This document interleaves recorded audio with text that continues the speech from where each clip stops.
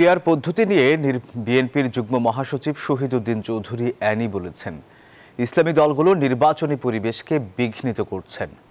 সোমবার দুপুরে লক্ষ্মীপুর সদর পূর্ব বিএনপির সম্মেলনে উদ্বোধনী বক্তব্যে এই কথা বলেন অ্যানি। আরও বলেন, ইসলামী আন্দোলন 2024, 18 ও 24-এর নির্বাচনে হাসিনাকে সহযোগিতা করে দেশকে কলঙ্কিত করেছে। জামাত ইসলামীও পুরো জাতিকে অসহযোগিতা করেছে। জাতীয় বেঈমান হিসেবে এই দুই দল চিহ্নিত বলে মন্তব্য করেন অ্যানি।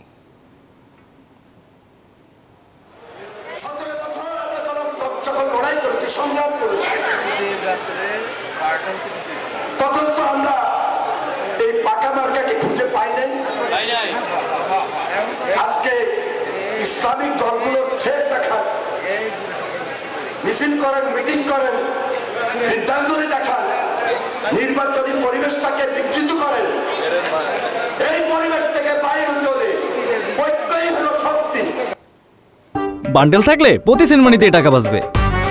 বিকাশ সেনমানি বান্ডেল কিনে জিতুন প্রতি লেনদেনে।